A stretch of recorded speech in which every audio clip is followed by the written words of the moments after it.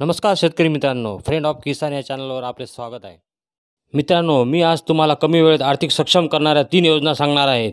त्यात तुम्हाला मिळेल 15 लाखाचे अनुदान। आपला भारत हा कृषीप्रधान देश आहे, पण येथील शेतकऱ्यांची स्थिती तितकीच चांगली नाही। त्यामुळे केंद्र सरकार आणि देशातील राज्य सरकार शेतकऱ्यांना मदत करण्याचे विविध प्रकारचे अनुदान देतात। आज आम्ही तुम्हाला शेतकऱ्यासाठी चांगली गोष्ट म्हणजे तुम्ही कोणत्याही राज्यातील असलात तरी या योजनेचा फायदा तुम्ही घेऊ शकता। पहिली योजना आहे हार्वेस्टर सबसिडी योजना। कापणी यंत्र हे शेतकऱ्यासाठी एक प्रमुख यंत्र आहे। हे फक्त मोठ्या शेतकऱ्यांकडेच आढळते, कारण त्यांची किंमत इतकी जास्त आहे की लहान शेतकरी ते खरेदी करू शकत नाही। कापणी यंत्र सुमारे 40 लाख रुपयांना उपलब्ध आहे आणि सरकार राष्ट्रीय कृषी विकास योजनेअंतर्गत त्यावर 40% पर्यंत म्हणजेच 15 लाख रुपयापर्यंत अनुदान देते। देशातील अनेक शेतकरी दरवर्षी या योजनेसाठी मोठा लाभ घेतात। जर तुम्हाला हवे असेल तर तुम्हीही या योजनेअंतर्गत लाभ घेऊ शकतात। आणि दुसरी सबसिडी योजना ट्रॅक्टर सबसिडी योजना। पूर्वी बैलाच्या जोडीच्या मदतीने केले जाणारे काम आता ट्रॅक्टरच्या मदतीने केले जाते।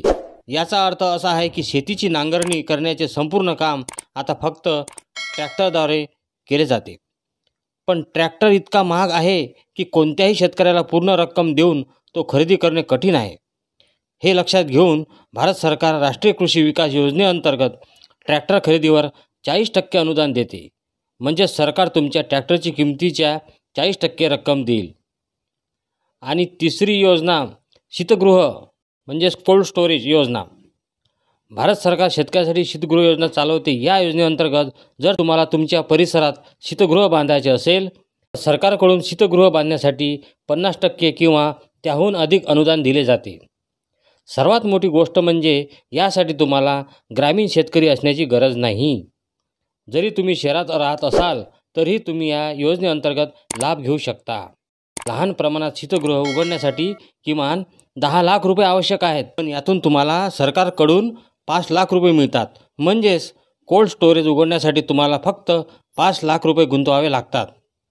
तर मित्रांनो, कशी वाटली तुम्हाला नवीन अपडेट? मित्रांनो, आशा करतो की ही माहिती तुम्हाला नक्कीच उपयोगी पडेल। व्हिडिओ आवडले असल्यास व्हिडिओला लाईक करा, कमेंट करा आणि जास्तीत जास्त शेतकरी बांधवांना शेअर करा। भेटूया पुन्हा नवीन व्हिडिओसह नवीन अपडेटसोबत। नमस्कार।